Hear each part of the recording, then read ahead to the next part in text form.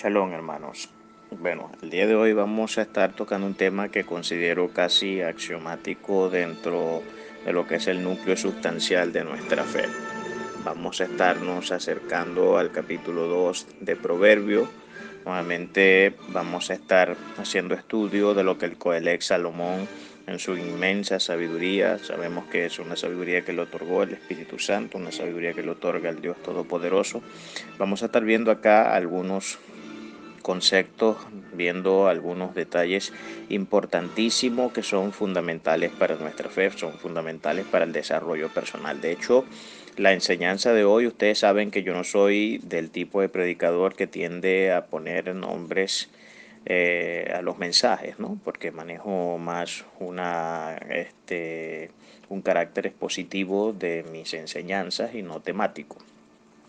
Sin embargo, el día de hoy, aunque la enseñanza tiene un nombre, no se dejen engañar por la idea de que es una sencilla enseñanza temática, porque como veremos vamos a estar leyendo 15 versículos de este capítulo que comprenden casi la totalidad del capítulo, y esto nos permitirá tener una panorámica más o menos integral de lo que el Coelec Salomón está intentando instruir, está intentando transmitirnos a través de estas gloriosas palabras, palabras que como siempre en la boca de Salomón son extremadamente sabias. El nombre de la enseñanza de hoy es una vía no expedita pero necesaria para el desarrollo personal. Y esta vía que no es expedita pero que es necesaria para el desarrollo personal de todo creyente está basada en una triarmonía conceptual que vamos a ir viendo en la medida que vamos haciendo la lectura, y esta triarmonía conceptual viene a consolidarse en términos de la dimensión de nuestra fe en uno de esos núcleos sustanciales y axiomáticos de nuestra profesión de fe.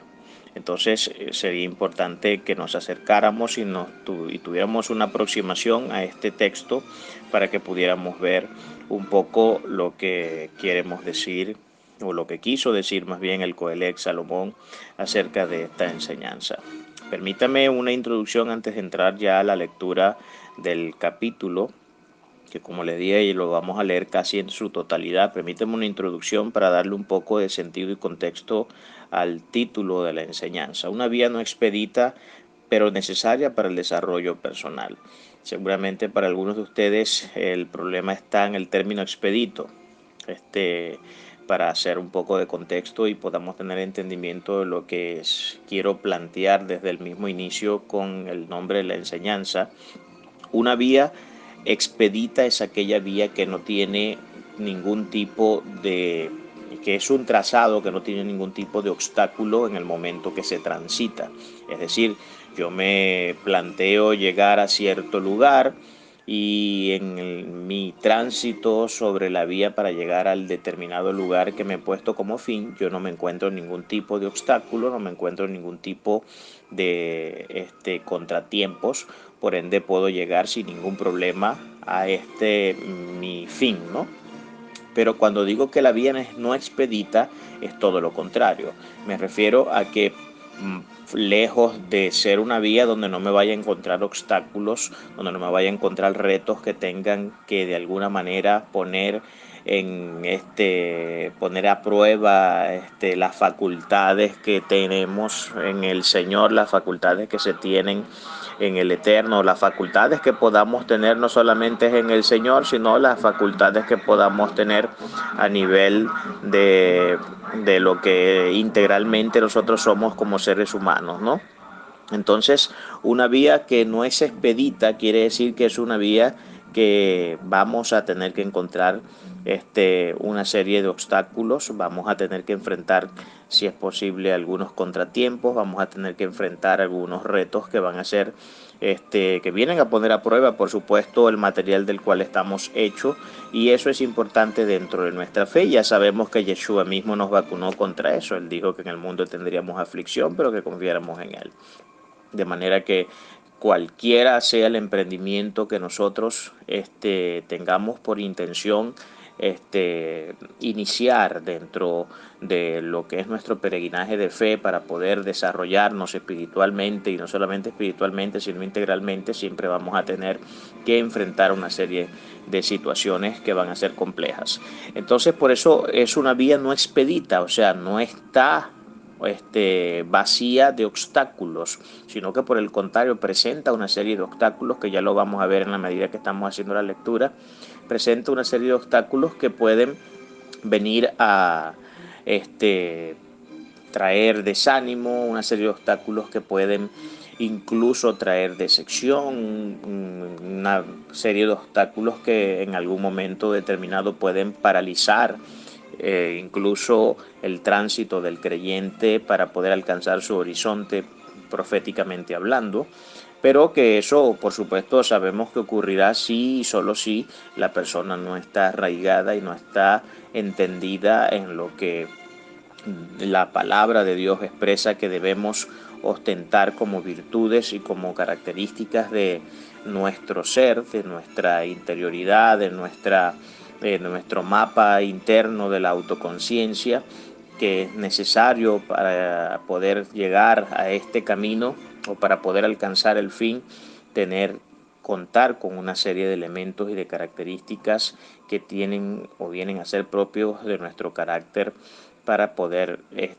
avanzar en la obra del reino. Entonces no es una vía expedita, y no es una vía expedita precisamente porque está basada en una triconceptualidad que le he decidido llamar la triarmonía conceptual, que son una serie de conceptos, son básicamente 3 conceptos, aunque hay algunos otros, pero no los tomo como fundamento conceptual porque son más bien una derivación de estos conceptos principales que sí están en la triarmonía, y que estos conceptos son los que van a plantear precisamente esa vía que no es expedita, y no es expedita porque no todos están dispuestos a pagar el precio que implica el tener que hacernos con esas habilidades, el tener que hacernos con esas, digamos, facultades que no son definitivamente, son para todo el mundo, porque la palabra lo demanda que todo creyente debe hacerlo, pero lamentablemente pocos son los que deciden tomar la rienda de esto, pocos son los que deciden enrumbarse hacia ese horizonte, porque entre otras cosas implica un esfuerzo que no muchos están definitivamente dispuestos a dar, ¿no? Implica pagar un precio que no muchos están dispuestos a pagar, y eso es lamentable. Entonces, acá por medio de esta triarmonía conceptual que vamos a estar viendo, que tiene un propósito elemental, porque acuérdense que la palabra no obra con despropósito, y nada de lo que Dios escribió en su escritura a través de los profetas, a través de los maestros, a través de la gente que Dios utilizó para dejar por escrito su voluntad. Nada de esto está simplemente escrito con despropósito, ¿no? Todo tiene un propósito. Entonces esta triarmonía conceptual muestra claramente que hay un propósito a alcanzar cuando nos hacemos de estos conceptos, cuando los integramos, los articulamos en nuestro ser, en nuestro corazón, en nuestra espiritualidad y en nuestra vida, no solamente espiritual, como les digo, porque esto pasa de ser una simple serie de características que se ostentan desde el punto de vista espiritual para llegar a la integralidad, más bien al todo del hombre, al todo del ser del hombre, que es muy importante porque nosotros no solamente somos espíritu, eso lo sabemos, nosotros también tenemos otra serie de necesidades que debemos de alguna manera cumplir, una serie de necesidades a las que tenemos que, y de demandas a las que tenemos que darles respuesta, porque en eso consiste la integralidad del hombre, en eso consiste la complejidad del hombre mismo, desde el momento en que el Dios Todopoderoso nos creó y nos diseñó.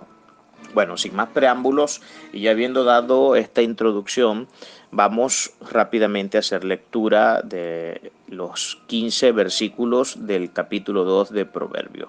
Dice versículo 1: Hijo mío, si recibieres mis palabras y mis mandamientos guardares dentro de ti, haciendo estar atento tu oído a la sabiduría, si inclinares tu corazón a la prudencia, si clamares a la inteligencia y a la prudencia dieres tu voz, si como la plata buscares y la escudriñares como a tesoro, entonces entenderás el temor de Jehová y hallarás el conocimiento de Dios. Porque Jehová da la sabiduría y de su boca viene el conocimiento y la inteligencia. Él provee de sana sabiduría a los rectos, es escudo a los que caminan rectamente. Él es el que guarda la vereda del juicio y preserva el camino de sus santos. Entonces entenderás justicia, juicio y equidad, y todo buen camino cuando la sabiduría entrare en tu corazón y la ciencia fuere grata a tu alma. La discreción te guardará, te preservará la inteligencia para librarte del mal camino, de los hombres que hablan perversidades, que dejan los caminos derechos por andar por sendas tenebrosas, que se alegran haciendo el mal, que se huelgan en las perversidades del vicio, cuyas veredas son torcidas y torcidos sus caminos. Le damos gloria al Padre eterno, a nuestro Señor, a nuestro Abba, por esta gloriosa palabra, y pedimos la asistencia de su Espíritu Santo, de su Ruach Kodesh, para que con su sabiduría, su inteligencia, nos dote de esa capacidad para poder internalizar y articular esta palabra en nuestros corazones, en el nombre de Yeshua. Versículo 1. Hijo mío, si recibieres mis palabras, mis mandamientos, guardares dentro de ti. Número 1, lo primero que vemos que el Señor hace es hacernos un llamado a que recibamos sus palabras y a que recibamos sus mandamientos y que los guardemos dentro de nuestro corazón, dentro de nuestro ser, dentro de nuestra mente, haciendo estar atento tu oído. Número 1, y aquí viene el primer concepto de esta triarmonía conceptual que planteé desde el principio en el título.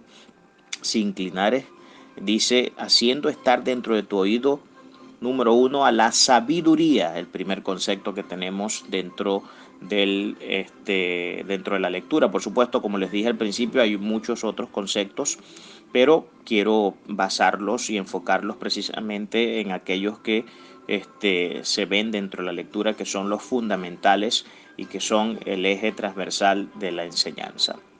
Si inclinares entonces, haciendo estar atento tu oído a la número 1, la sabiduría, si inclinares tu corazón a la prudencia, si clamares, y aquí viene el segundo concepto, a la inteligencia y a la prudencia dieres tu voz, si como a plata la buscaras y la sabiduría y la escudriñaras como a tesoro, entonces entenderás el temor de Jehová y hallarás, número 3, el conocimiento de Dios.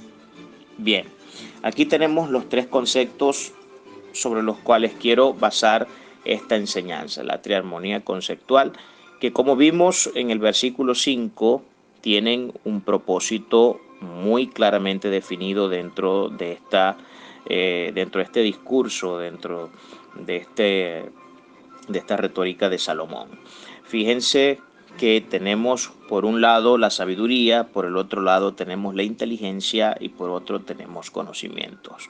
Ahora son tres conceptos que son totalmente distintos uno del otro. Normalmente la gente por supuesto que no entiende y que no tiene una claridad conceptual de lo que significan este tipo de conceptos, valga la redundancia, tienden a meter todo en un mismo saco. Creen que inteligencia, sabiduría y conocimiento son exactamente la misma cosa.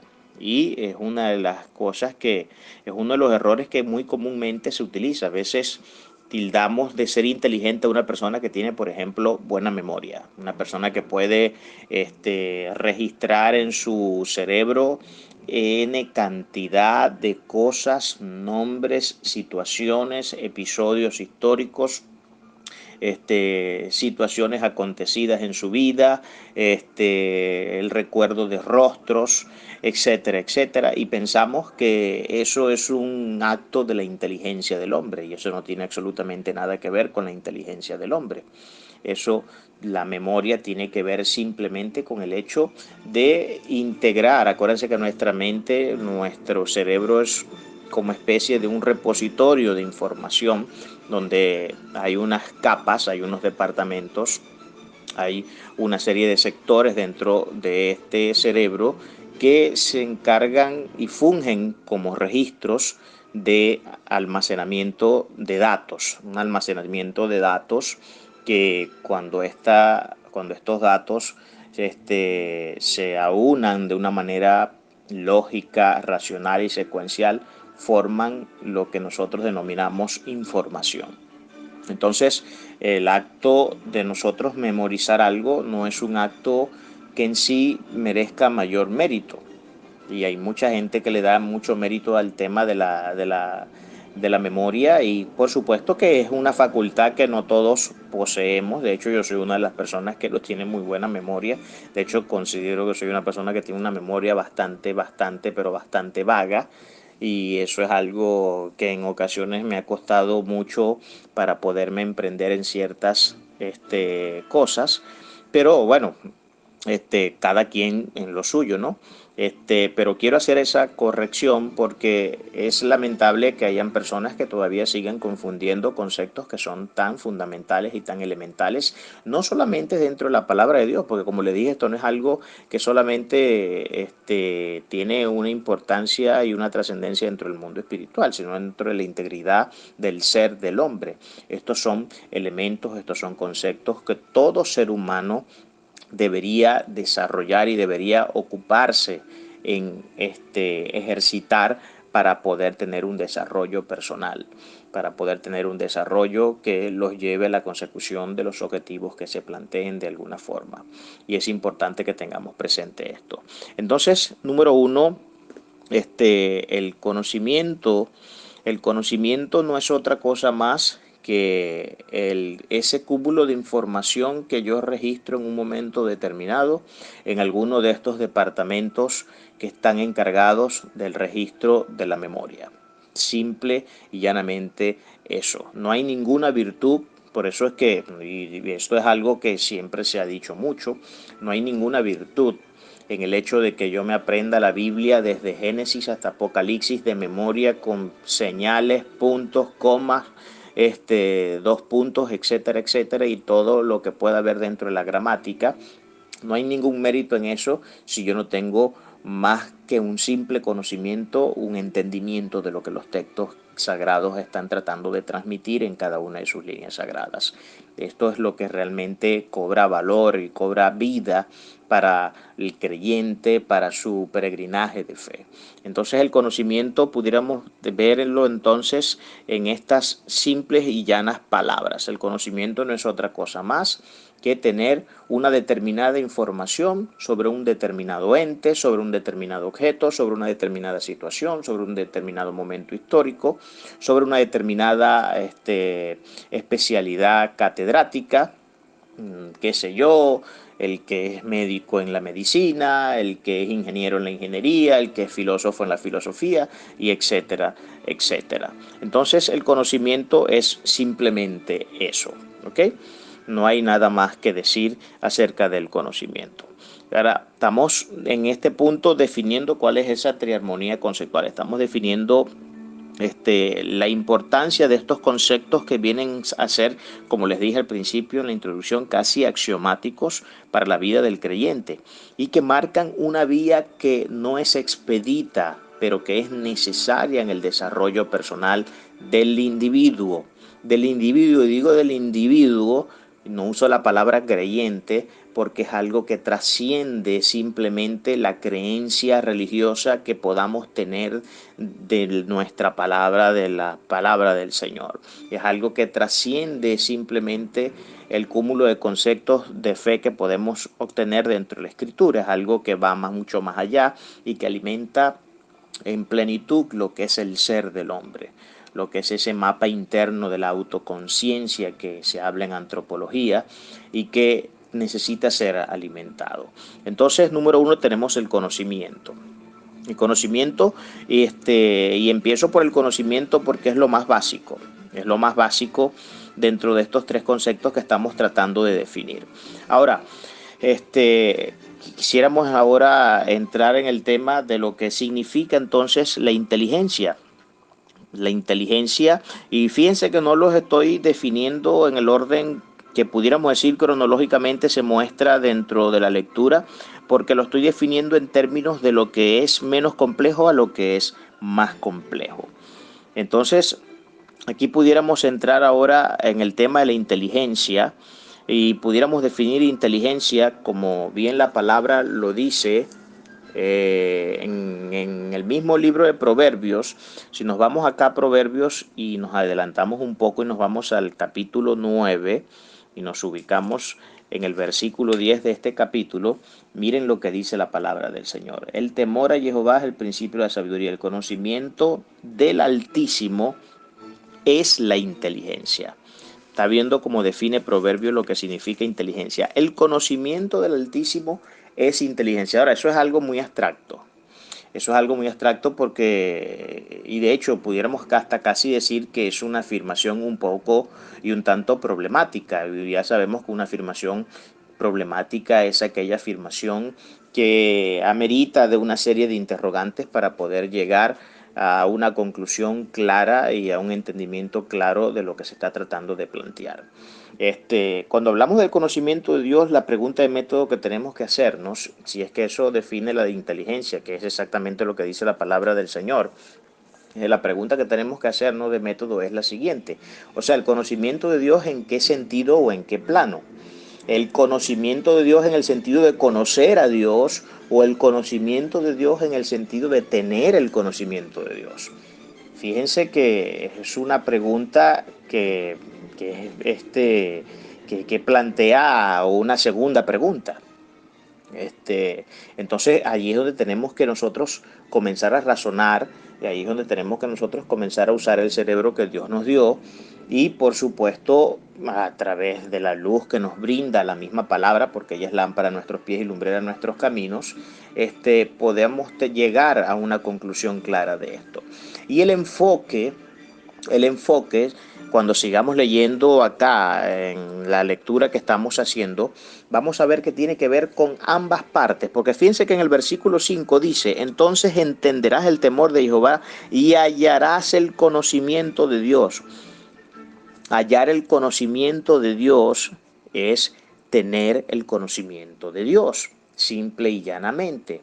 Pero no solamente es tener el conocimiento de Dios, sino que implica una segunda faceta de este conocimiento, de la naturaleza de este conocimiento, que tiene que ver con el hecho de conocer a Dios. Y acuérdense que la Escritura dice que si hay algo en lo que el hombre puede ufanarse, es precisamente en el hecho de conocerle.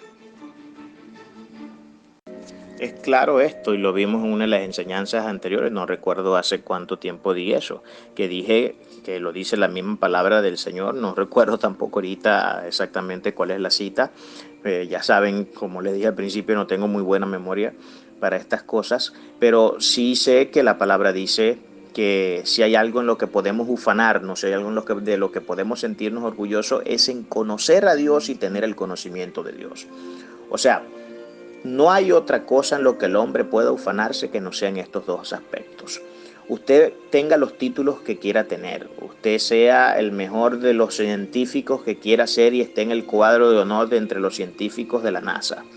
Nada de eso debe ser motivo de ufanación. Y más adelante voy a dar una explicación un poco inclinada hacia este aspecto precisamente para que podamos entender un poco mejor a qué me refiero cuando digo esto y exactamente no a qué me refiero yo, a qué se refiere la palabra de Dios más bien, porque no son mis opiniones en este caso, sino que es la opinión de la palabra del Señor, es la misma palabra del Eterno la que esclarece este tipo de realidades, de manera que si hay algo en lo que el hombre puede ufanarse precisamente es en tener el conocimiento de Dios y en conocer a Dios. Eso es en lo que el hombre puede ufanarse, es en aquello que nosotros podemos sentirnos orgullosos.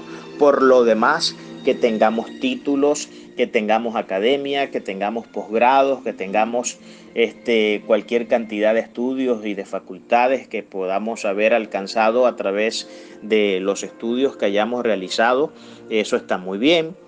Eso es algo que puede llegar a ser admirable, pero a fin de cuentas eso no es lo que hace la realidad del hombre en el sentido de la importancia del ser, en el sentido de la importancia, no del ser, yo diría más bien de aquello en lo que tenemos libertad de ufanarnos, de aquello en lo que tenemos libertad de sentirnos orgullosos. Entonces, la inteligencia acá dice que es el conocimiento de Dios y es el conocimiento que tenemos de Dios. Ahora, el conocimiento de Dios, cuando nosotros estudiamos, si recordamos en el seminario la soberanía de Dios, vimos que el conocimiento de Dios ostenta una característica y es que es omnisapiente. O sea, Dios lo sabe todo. No existe una sola cosa dentro del universo que esté escondida para Él, sobre la cual Él no tenga conocimiento. Ahora, por supuesto, esto para nosotros es imposible de alcanzar porque el único que ostenta este atributo es nuestro Dios Todopoderoso. Él es el único que ostenta el atributo de ser omnisapiente, de conocer exactamente todas las cosas que existen dentro del universo y las conoce básicamente y lógicamente por el hecho de que Él fue el que las creó.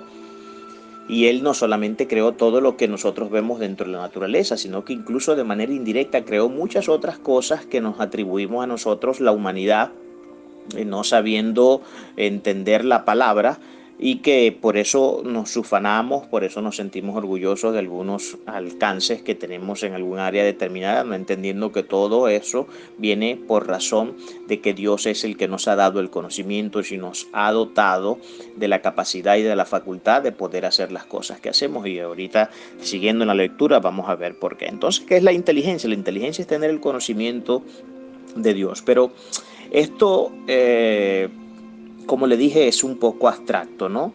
Y no da mayor lugar a un entendimiento pleno de esto. Cuando nos vamos, por ejemplo, a la antropología, que se dedica ya un poco más a estudiar de manera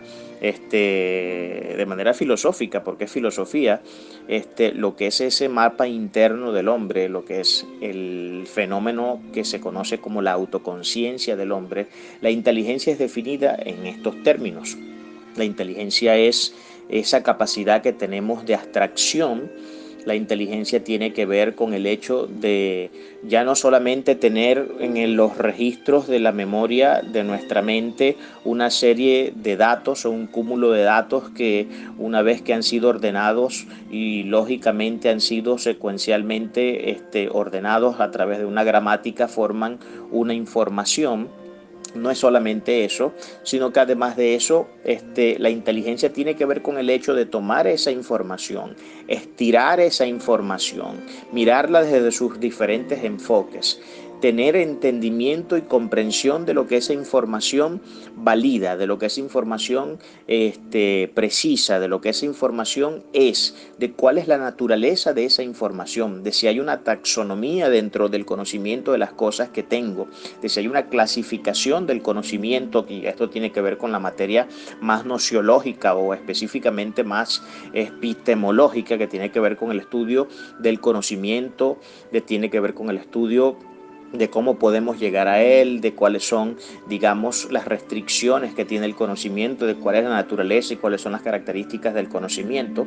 Pero en la inteligencia nos encargamos de hacer que el conocimiento que tenemos pueda ser, por una parte, validado, pueda ser, por una parte, objeto de estudio para poder llegar a ciertas conclusiones. Y no solamente llegar a conclusiones, sino hacer de esas conclusiones un hecho práctico, que podamos en la praxis, que haya una praxis de ese conocimiento en nuestra vida diaria, que haya una acción de ese conocimiento en nuestra vida diaria. Entonces, la inteligencia es también esa capacidad que tenemos de tomar este cúmulo de información que tenemos, y después de haber hecho un análisis exhaustivo de esta información y haber validado una serie de elementos como puede ser la naturaleza, la clasificación o la taxonomía y las características que este conocimiento tiene, además de eso poder saber engranar, saber establecer analogías, poder ver la distinción entre una cosa y la otra para poder llegar a determinadas conclusiones. Y en esto opera lo que nosotros denominamos las decisiones. Nuestras decisiones todas son producto de la inteligencia. Ningún ser humano decide en el vacío. Nosotros decidimos, cuando tomamos cualquiera sea la decisión en la vida que tomemos, decidimos basados en el nivel o en el grado de inteligencia que tengamos, sea que este grado de inteligencia sea alto o sea que el grado de inteligencia que tengamos sea bajo. Indiferentemente sea alto o sea bajo, sea la inteligencia que tiene un gran científico de la NASA o una inteligencia primitiva, a fin de cuentas esto demuestra nuestras decisiones demuestran el hecho de que hay una inteligencia subyacente, de que hay un mecanismo natural dentro de la psique humana que permite articular a través de la información que tenemos en nuestros registros de memoria un análisis, una caracterización, una diferenciación, una analogía y una taxonomía de lo que es ese conocimiento que nosotros tenemos. Entonces, esto es, hablando así a grandes rasgos, grosso modo, un poco lo que la inteligencia es. El mundo de la inteligencia es un mundo bastante amplio. Con este concepto que estoy dando, por supuesto, peca de ser muy superficial, peca de ser muy somero, muy básico, muy fundamental, pero más o menos nos plantea un andamiaje que nos permite ver a través de ciertos vestigios lo que la inteligencia más o menos es. Y esto es lo que podemos decir acerca de la inteligencia. Y fíjense que la palabra hace un llamado a la inteligencia. Hace un llamado no solamente al conocimiento, sino a la inteligencia. Y por último, también habla de la sabiduría. Dice en el versículo 2, haciendo estar atento tu oído a la sabiduría. A la sabiduría, y termina el versículo diciendo, si inclinares tu corazón a la prudencia. Ahora, ¿qué es la sabiduría?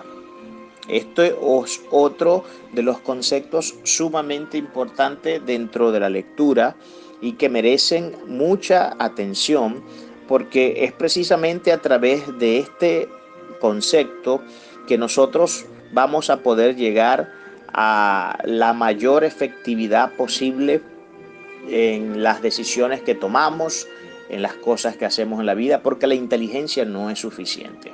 La inteligencia no es suficiente y ya yo le he dicho en varias ocasiones a ustedes que en antropología la inteligencia se ve como algo débil dentro del hombre, porque aunque podamos ser muy inteligentes, es lamentable el hecho, y esto es una comprobación ya científica desde hace rato, la voluntad del hombre, los amores que de alguna manera nos dominan en un momento determinado, estas inclinaciones per se que tenemos hacia determinadas cosas, a veces suelen ser tan fuertes, a veces suelen estar enquistadas de una forma tan potente dentro de nuestro ser que la inteligencia no puede hacer mayor cosa allí.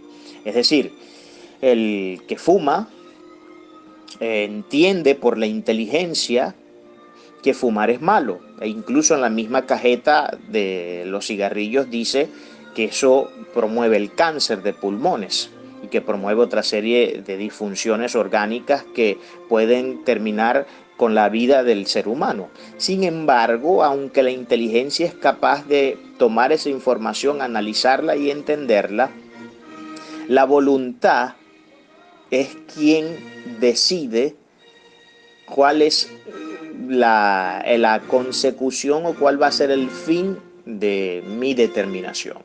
En otras palabras, es la voluntad la que define lo que realmente voy a hacer yo, bien sea si sigo fumando o dejo de fumar. Una de las dos cosas. Muchas personas siguen fumando sabiendo que fumar es malo, y eso se los dice su inteligencia. Sin embargo, su voluntad es mucho más fuerte que la inteligencia, y esto aquí es paradójico, porque aquí la voluntad es fuerte y es débil, y esto es una paradoja que valdría la pena revisar un poco. La voluntad es débil y es fuerte a la vez. La voluntad en este sentido, ¿no? Que del ejemplo que estoy poniendo, es débil porque no tiene la capacidad de sujetarse a la inteligencia que le dice que lo que está haciendo es malo y es nocivo para su salud. Pero es fuerte, por otro lado, porque ella está dominando y está primando sobre la inteligencia del hombre. Es decir, la inteligencia podrá decir misa, podrá decir amén, podrá decir todo lo que quiera, pero al fin de cuentas yo en mi inclinación, en estos amores que los griegos denominaban amores inferiores, tiendo a esto, que es el fumar. O puede ser el ser un drogadicto, puede ser el ser un alcohólico, puede ser el ser, no sé, qué sé yo, un adúltero, un promiscuo, etcétera, etcétera. Muchas pueden ser los ejemplos que podemos poner en este caso. Entonces la inteligencia desde el punto de vista antropológico y desde lo que vemos en la experiencia, incluso de la observación, valga la redundancia, empírica que hemos hecho del hombre en su fenómeno de autoconciencia, incluso desde los estudios de la psicología, desde los estudios de la psiquiatría, podemos ver que ciertamente eso es una realidad, que no es simplemente un bosquejo puramente o meramente filosófico, sino que hay una comprobación científica en estos hechos que son bastante interesantes. Por último, estudiemos lo que es entonces la sabiduría. Ahora, ¿qué es la sabiduría? Ya sabemos que conocimiento e inteligencia son dos cosas diferentes y por supuesto no es la excepción ahora que vamos a estudiar el término de sabiduría. El concepto de sabiduría, por supuesto que es distinto a la inteligencia y por supuesto que es distinto al conocimiento. La sabiduría, ¿qué es entonces? ¿Cómo podemos nosotros definir qué es la sabiduría? La sabiduría es acá no digamos más compleja, pero tiene algunos elementos que son distintivos y estos elementos distintivos pueden de alguna manera soler a llevar a ciertas interpretaciones equívocas si no se está claro en el concepto. Entonces, ¿qué es la sabiduría? La sabiduría viene siendo la capacidad que nosotros tenemos, tomado el conocimiento y tomada la inteligencia, de tomar las mejores decisiones que podamos tomar. Es decir, la sabiduría no puede prescindir del conocimiento y no puede prescindir de la inteligencia, porque a la sabiduría prescindir del conocimiento y prescindir de la inteligencia no podría ser sabiduría. Las personas sabias son necesariamente conocedoras y son necesariamente inteligentes. Ahora, este nivel de conocimiento y este nivel de inteligencia que una persona sabia puede tener puede ser de diferentes grados. Puede ser de un grado, qué sé yo, bajo, puede ser de un grado medio, puede ser de un grado alto, puede ser de un grado más o menos. Puede tener diferentes grados, pero a fin de cuentas la sabiduría es un fenómeno que se da a luz a través del conocimiento y de la inteligencia que el ser humano pueda tener. De manera que yo no puedo ser sabio si no tengo como mínimo y no cumplo como mínimo con estos dos requisitos esenciales que tienen que ver con el conocimiento y que tienen que ver con la inteligencia. Con el conocimiento y con la inteligencia. Usted dirá, pero habrán algunas otras variables allí que juegan a favor de que la sabiduría pueda ser una concreción lógica y fáctica dentro del ser humano. Pudiéramos tener la noción equívoca de que sí, precisamente existen otras variables, pero no.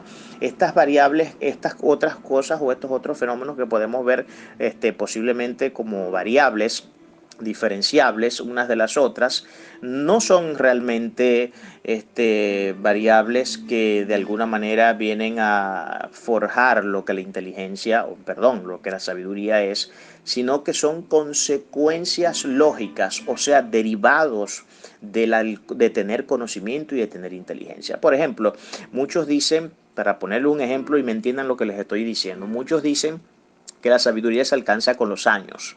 Es decir, que sujetan la sabiduría al hecho de la experiencia humana. Y esto es una falacia en lógica, tiene que ver con la falacia temporal. La falacia temporal en lógica básicamente indica y razona el hecho de que algo es bueno o es malo, o de que algo es válido o no válido, o de que algo es mejor o es peor, dependiendo el tiempo que tenga esa idea o dependiendo del tiempo que tenga un determinado fenómeno.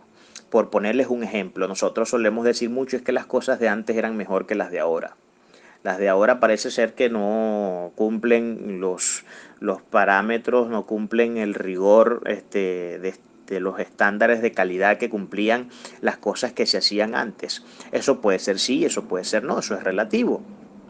O sea, no es que per se es el tiempo el que configura el hecho de que una cosa sea mejor o otra sea peor, dependiendo el tiempo en que se haya creado o el momento histórico en el que se haya creado. Lo mismo sucede con la verdad. Hay personas que, sobre todo en estas ideas progresistas, y de eso hablé un poco ayer en el artículo que escribí, hay gente que creen que la idea del progreso en la historia es una idea que va vinculada al perfeccionamiento del ser del hombre. Y eso es una total y absoluta falacia, eso es falso, porque eso es absolutamente relativo. En algunos aspectos, por supuesto, que el progreso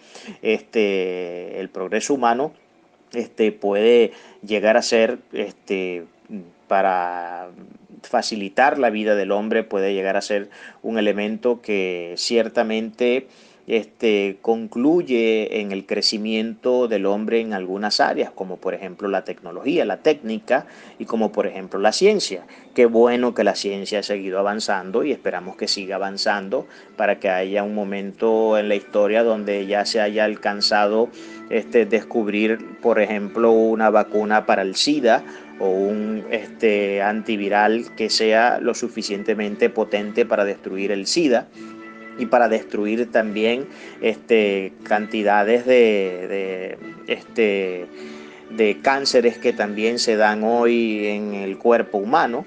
Eso sería absolutamente esperado por la humanidad y esperamos que la ciencia en ese sentido siga progresando. Lo mismo la técnica, la tecnología, que es un elemento que también ha facilitado mucho la vida del hombre. Por un lado, aunque hay filósofos que dicen que la tecnología ha venido a ser un objeto de deshumanización, y eso es una doctrina católica romana. Los católicos romanos siempre fueron, en un tiempo, ellos se negaron a la idea de la ciencia y se negaron a la idea de la técnica o del desarrollo, sobre todo de la técnica, el desarrollo de la tecnología, y creían que el crear máquinas, el crear robots era algo que deshumanizaba al hombre, era algo que deshumanizaba al hombre, entre otras cosas, porque iba poniendo al hombre en una esfera de no acción, porque era sustituido por estas máquinas. Y eso, volvemos al tema de que eso es algo que es relativo, y en esto habría que estudiar una serie de elementos que, por supuesto, tendrían que calar dentro del análisis para poder tener una conclusión que esté más o menos aproximada a la realidad de lo que esto realmente significa. Entonces, ¿qué es la sabiduría? Seguimos definiendo la sabiduría. La sabiduría no puede prescindir, como les dije, del conocimiento y la inteligencia, y no necesariamente está sujeta a la edad, no necesariamente está sujeta al tiempo. Eso es relativo. Eso es relativo. A lo mejor alguien que tiene 80 años es más sabio que uno que tiene 30, pero no porque el que tiene 80 en sus 80 años los dedicó, no sé, qué sé yo, a hacerse sabio, sino porque de esos 80 años a partir de los 60 fue que comenzó a entender por primera vez en su vida que debía hacer algo mejor que lo que había hecho en sus 60 años anteriores, y de repente allí fue que entendió conceptos tan importantes como esto, como son el conocimiento, la sabiduría y la inteligencia. Entonces, a partir de ahí comenzó a construir un nuevo ser que se comenzó a inclinar a estos elementos que son importantes dentro de la integralidad del ser del hombre. Entonces, pero también he visto los casos, de hecho, yo sigo algunos personajes que son parte de mis fuentes de información en muchas de las cosas que a veces escribo, predico, que son muchachos jovencitos, muchachos incluso más jóvenes que yo. No llegan ni siquiera a 40 años, algunos tienen 32, 33 años. Y para que usted vea el nivel de sabiduría, el conocimiento y la inteligencia que esos muchachos tienen, que los ponen a debatir con viejos de 80 años, que tienen no sé cuántos doctorados y los raspan en cuestiones de segundos. Los raspan. Entonces allí vemos un ejemplo claro de que todo esto es relativo y de que estamos ante una falacia temporal que se nos ha vendido muy bien y que muchos han comprado muy bien ese producto porque creemos que precisamente en las canas está la sabiduría, y eso es falso. En las canas no está la sabiduría está en quien entiende desde, si es posible, los 15 años de edad, que tiene una responsabilidad como ser humano de desarrollarse en una serie de facultades que son necesarias para poder alcanzar los propósitos de vida que esa persona tiene. Sencillo, hay gente que lo ha entendido a los 15 años de edad y llegan a los 20 y ya son catedráticos que le dan clase a cualquier viejo de 50 y 60 años. Y eso, vuelvo y lo repito, lo he visto mucho. He estado revisando mucho el internet en estos días y me he dado cuenta de la cantidad de talento que hay en jóvenes que no llegan ni siquiera a 35 años de edad y que tienen un conocimiento, una inteligencia y una sabiduría, hermano, que es envidiable por cualquier viejo de 90 años que también es catedrático y que también hizo vida intelectual. Esto es impresionante.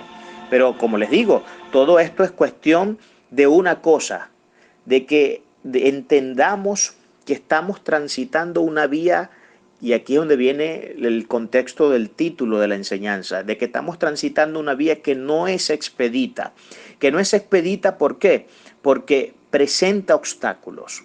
O sea, tener conocimiento, tener sabiduría y tener inteligencia para poder alcanzar esos tres atributos preciosísimos y que valen más que el oro y que la plata, y así lo afirma en incontables cantidad de textos Salomón en el libro de Proverbios, para poder alcanzar, para poder de alguna manera consagrarnos en esas facultades, es necesario transitar una vía que no es nada expedita. ¿Por qué? Porque vamos a encontrar muchísimos obstáculos dentro de esa vía. Por ejemplo, obstáculos como que, hey, tienes que estudiar. Quieres hacerte sabio, quieres conocer, quieres ser inteligente, necesitas estudiar. Y no todo el mundo está dispuesto a estudiar. A no todo el mundo le gusta estudiar, es lamentable. No todo el mundo está dado para estas cosas, aunque todos tenemos un grado de inteligencia, algunos mayor, otros menor, pero todos tenemos inteligencia porque a todos Dios nos otorgó las mismas facultades. Y es una vía no expedita precisamente por eso, porque hay muchos precios que pagar para poder llegar a tener conocimiento, para poder llegar a ser inteligentes y para poder llegar a sernos sabios. Necesitamos transitar por una vía que no es expedita. Y entonces, por poner algunos de los obstáculos, ¿qué obstáculos podemos encontrarnos?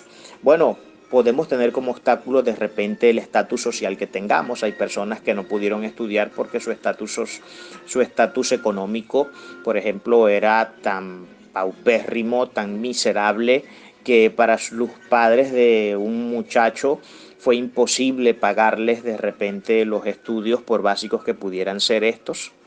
No pudo hacerlo, por tanto no pudieron preparar al muchacho, eso es un obstáculo. Está el tema de la voluntad. Hay muchos que no les falta el dinero, pero no tienen la voluntad de estudiar, no tienen la voluntad ni el interés de ser personas que tengan algo en la cabeza, hablando bien vulgarmente.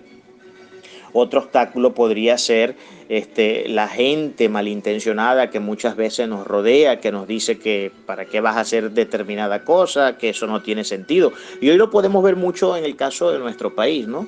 Hoy se ve mucho este caso de que las personas han llegado a una conclusión casi unifónica, casi.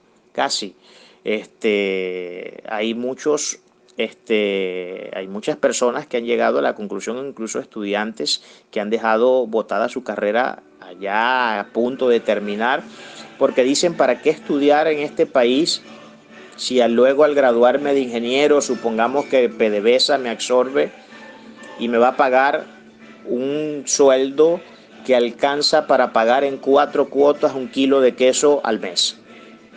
Por amor a Dios, si esa es la realidad económica que tenemos en nuestro país, entonces, ¿qué sentido tiene que nos preparemos? ¿Qué sentido tiene que estudiemos? Y en esto, por supuesto, ya ustedes saben cómo soy yo de, bueno, de dado a aconsejar y de dado a ayudar a la gente en ese sentido. Yo a mis estudiantes, por el contrario, trato de desarticularles esa idea de la cabeza, porque eso es una idea de mediocres. Eso es una idea mediocre, porque puede que sí, puede que acá no haya una valoración profesional, no hay una valoración del ser humano que se prepara académicamente y le dan un sueldo miserable, pero para eso tienes entonces la opción de buscar por otras fronteras. O si eres inteligente, puedes tú mismo trabajar por tu cuenta y aplicando los principios y las herramientas que te brindó la universidad en la carrera que estudiaste y hacer mucho dinero, como conozco el caso de mucha gente que lo está haciendo. La opción o digamos, la posibilidad para podernos desarrollar no está solo en el hecho de que me voy del país para un país que sí valore mi profesionalidad. No, porque eso no es necesariamente digamos, el elemento que nos puede emancipar de esta realidad antagónica y de esta realidad miserable que se está viviendo en muchos aspectos de la vida de nuestro país. Hay gente que han tenido un poquito más, han tenido un dedo más de cabeza y han logrado acá mismo, con todas las dificultades que hay en el país, porque han sido inteligentes, porque tienen conocimiento y porque son sabios, han logrado consagrarse económicamente, han logrado alcanzar un estatus económico y social, y aplicando las herramientas de estudio que les brindó la universidad y que ellos mismos han seguido adquiriendo como autodidactas y en sus investigaciones a diario, y han logrado consolidarse en otros aspectos. Entonces, esto es un tema que, por supuesto, se puede abrir a un debate, se puede abrir una discusión amplia, pero estas son más o menos las realidades que tenemos presentes. Entonces, no es una vía expedita porque no todo el mundo está dispuesto a pagar este precio. No todo el mundo está dispuesto a pagar el precio de ir a una universidad y estudiar 5 o 6 años por una carrera. No todo el mundo está dispuesto a pagar el precio de ir a una maestría o a un doctorado. No todo el mundo está dispuesto a pagar el precio que implica el esfuerzo de tener que abstenerme a ciertas cosas que me producen placer porque tengo que estudiar para el examen de la semana que viene.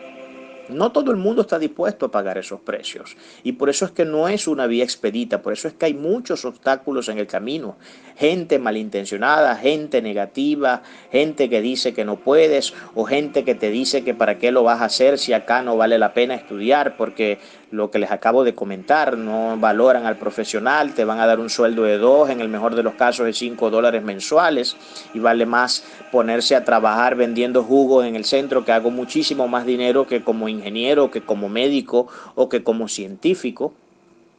Y bueno, todo esto, como les digo, es algo que puede ocurrir para algunos, pero no necesariamente ocurre para todos. No necesariamente ocurre para todos. Y esto es algo que tenemos que tener presente. Esto es algo que debemos valorar siempre y en lo que debemos enfocarnos. Además, nunca olvidemos la variable de Dios dentro del fundamento de la fórmula bajo la cual nosotros caminamos. Si dentro de la fórmula, de los elementos que conforman la fórmula de mi vida, la variable de Dios no está presente, es decir, si yo no considero a Dios en mis caminos, si yo no pongo en manos de Dios mi trabajo, mi esfuerzo, mi intelecto y todo lo que yo he hecho para desarrollarme, en vano hago lo que hago. Y esto es algo elemental para nosotros que somos creyentes, esto es algo elemental para todo aquel que profesa la fe bíblica. De otra forma no pudiéramos alcanzar nada. De otra forma no pudiéramos llegar a nada, porque sí, en nuestra fuerza podemos alcanzar ciertas cosas, pero a fin de cuentas, como dice Salomón, debajo del sol todo es vanidad. Todo es vanidad. Y un día estamos felices y contentos y riendo y saltando, pero al otro día de repente estamos llorando o porque estamos en el funeral de un ser querido o estamos nosotros mismos metidos en esa caja. Y bueno, infinidades de cosas que pueden pasar, que ya sabemos que el mundo en el que vivimos es un mundo contingente y la vida es precisamente una paradoja que solamente se puede entender a los efectos de lo que la palabra de Dios nos indica. Solamente se puede entender bajo la cosmovisión bíblica. No hay otra forma de entender la paradoja de la vida si no es a través de la cosmovisión bíblica, a través de los conceptos, los principios y las ideas que la palabra de Dios expresa dentro de su contexto, de una manera categórica, de una manera rigurosa, de una manera científica en muchos casos, y esto tiene un valor muy preponderante para todo lo que yo vaya a hacer con mi vida, el día de mañana, el día de hoy, a la vuelta de un año, a la vuelta de 10 años.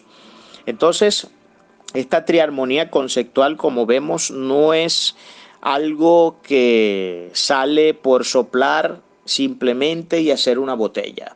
Es algo en lo que debemos planificarnos, es algo en lo que debemos entender que tenemos que gastar ingente cantidad de recursos que pueden ser físicos, por el esfuerzo que implica físicamente hacer las cosas que hacemos, poner a trabajar mucho el cerebro, tener que, por ejemplo, en el caso de los venezolanos hoy, que no tenemos carro por el tema de la gasolina y que los pasajes están demasiado caros y que encima tengo que pagarlos en efectivo y el efectivo no existe prácticamente en este país, tengo que entonces usar mis dos piececitos para caminar kilómetros a diario para poder llegar a la universidad donde me estoy preparando, para poder llegar a la congregación donde me estoy enriqueciendo espiritualmente y donde me estoy preparando también en otros aspectos.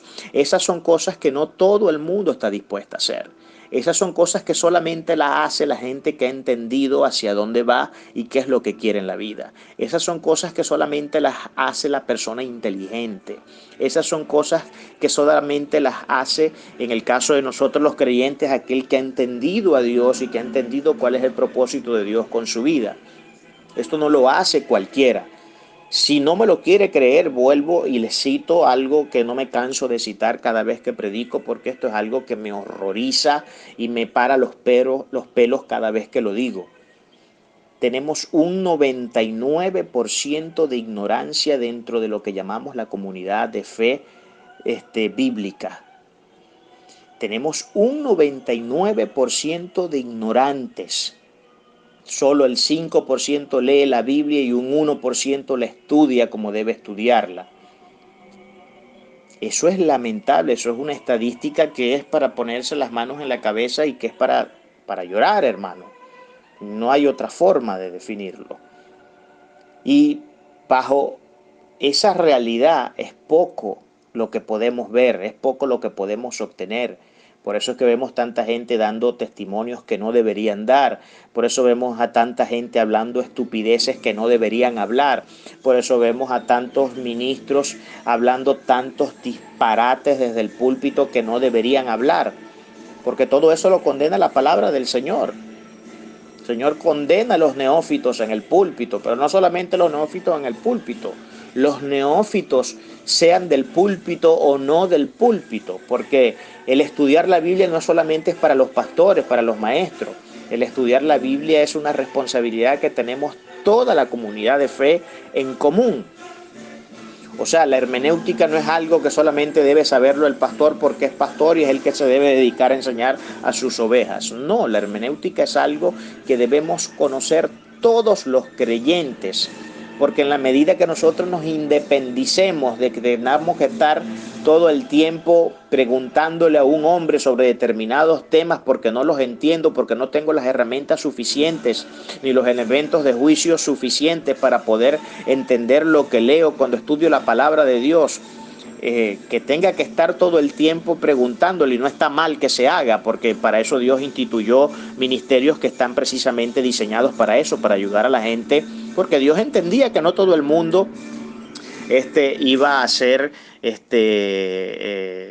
alguien que entendiera que tenía que esforzarse en la vida para alcanzar estas cosas. Dios entiende que el ser humano es distintivo en muchos aspectos de la vida y que no todos precisamente se iban a entregar al hecho y a la realidad de prepararse, de estudiar y de ir más allá de lo que el común denominador logra alcanzar en la vida. Y como Dios sabía eso de antemano, por eso Dios tiene que instituir un ministerio, por ejemplo, como el ministerio del maestro, para que estuviera presente alguien que pudiera dar respuesta a las diversas interrogantes que muchas personas tienen.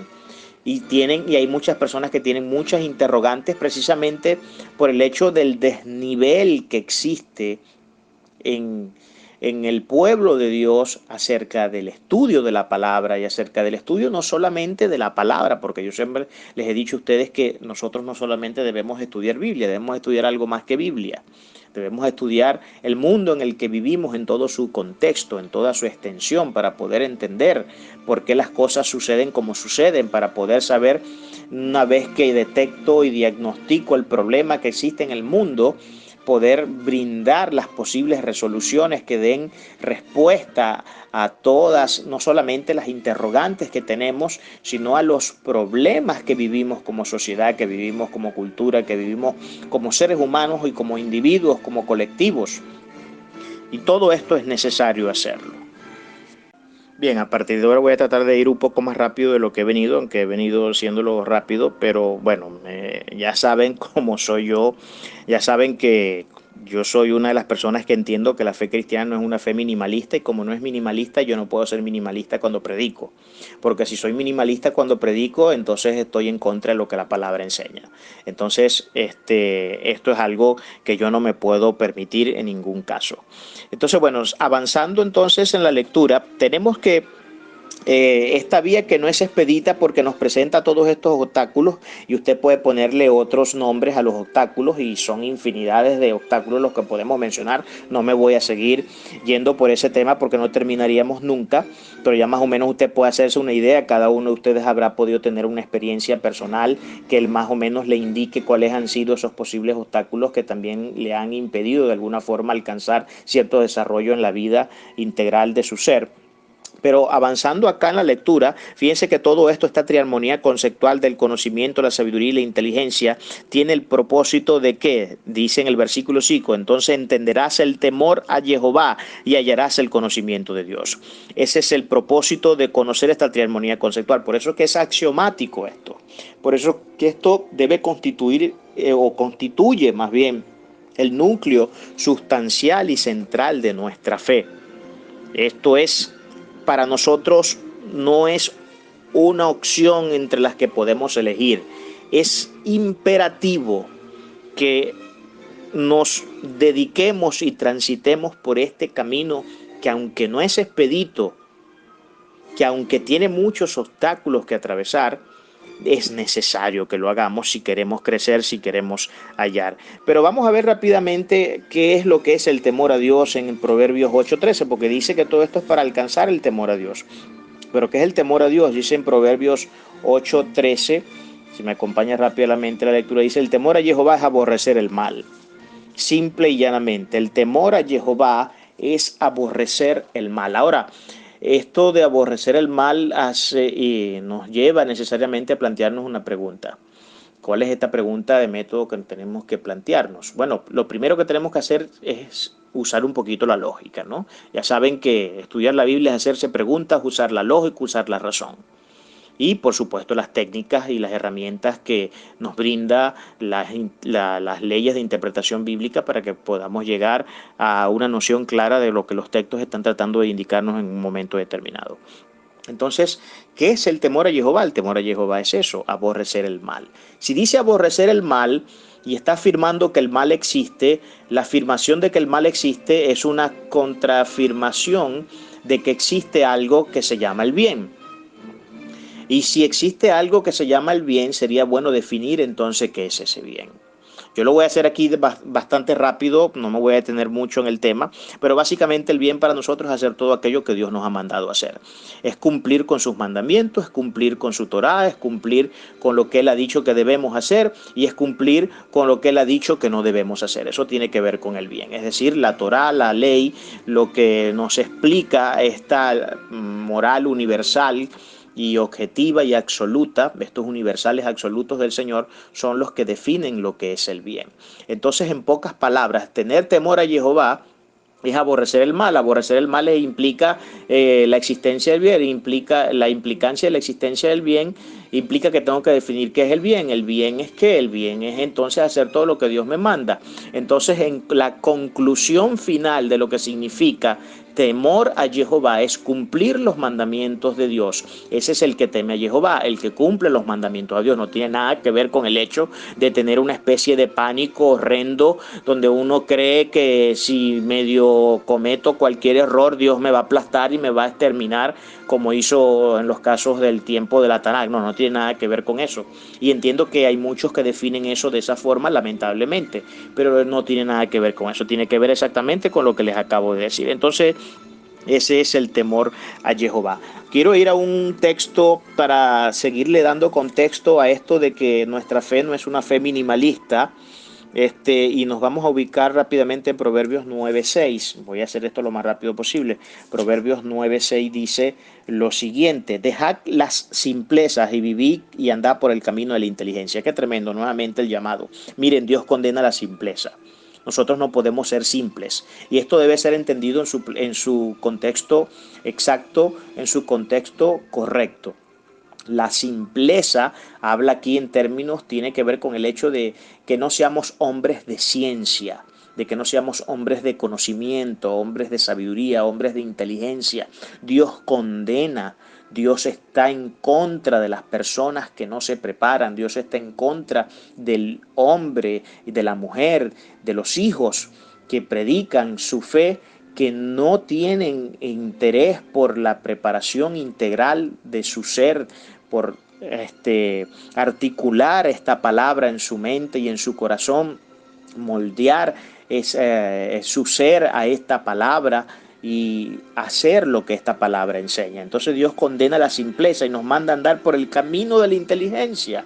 Una vez más, Dios es enfático en el hecho, a través del Coelec Salomón, de que debemos ser inteligentes y de que nuestra fe es una fe inteligente y de que nuestra fe no es una fe para simples. Por eso que no es una fe minimalista, no es una fe sencilla, no es una mera y simple y llana fe, no es una fe trivial, sino que tiene un cúmulo de conceptos y de fundamentos y de principios y toda una legislación moral que hay que estudiar con lupa, que hay que estudiar con rigor científico, que hay que estudiar con rigor hermenéutico, para que podamos entender lo que la palabra de Dios nos quiere decir en todo este tema.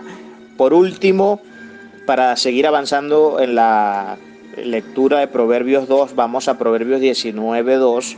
Miren lo que nos termina de afirmar Proverbios 19:2. Vamos rapidito allí. Proverbios 19:2 dice lo siguiente: el alma sin ciencia no es buena. Qué tremendo. El alma sin ciencia no es buena. O sea que Dios está en contra de los anticientíficos. Dios está en contra de la gente que no tiene ciencia. La ciencia es otro de los conceptos que no los puse. Yo aquí pude haber dicho la cuatriarmonía o la quinta armonía conceptual, pero no lo dije así porque el fundamento de los tres conceptos que enfoca la lectura es el núcleo del cual derivan todas estas otras conceptos, como por ejemplo la prudencia. El que es sabio, el que es inteligente y el que tiene conocimiento es prudente. El que es sabio, el que tiene conocimiento y el que es inteligente es científico. Por eso que estos tres conceptos vienen a generar la ciencia en el hombre y vienen a generar la prudencia en el hombre. Siguiendo acá en el versículo 6 dice del capítulo 2, y seguimos en la lectura porque es hasta el versículo 15, dice: porque de Jehová o porque Jehová da la sabiduría. ¿Quién da la sabiduría? Dios. De su boca viene el conocimiento y la inteligencia. Miren, aquí están, en el versículo 6 está la triarmonía conceptual. Sabiduría, conocimiento e inteligencia. Y todo esto viene de Jehová. Aquí yo les explicaba, porque esta fue la enseñanza que di el domingo pasado y fue la enseñanza que di ayer. Y la tuve que repetir por obvias razones, porque no todos estuvieron en la enseñanza, no todos pudieron estar en el servicio del domingo y no todos pudieron estar en el servicio del viernes, y por eso la estoy dando hoy acá por el WhatsApp. Fíjense que el que da todas estas cosas es Dios, y en esto yo explicaba, y espero no extenderme mucho acá, en esto yo explicaba que todo lo que existe es creado de manera directa e indirectamente por Dios. Nosotros nos atribuimos la patente de haber creado, por ejemplo, el avión. Y pues creamos un artefacto que tiene una serie de características que hacen que pueda volar. Pero resulta que nosotros no hubiéramos podido inventar el avión, ni el barco, ni el automóvil, ni la computadora, ni los smartphones, ni los televisores, ni nada de lo que existe dentro del mundo de la ciencia y la tecnología, si no es Dios el que otorga la sabiduría, la inteligencia y el conocimiento. De manera que todo lo que existe, por eso es que no podemos ufanarnos por nada. Aquí entendemos por qué la palabra nos exige que no debemos ufanarnos por nada, sino en conocer a Dios y en tener el conocimiento de Dios. ¿Por qué? Porque todo lo demás, por más que lo hayamos creado nosotros, no es propiedad intelectual realmente de nosotros.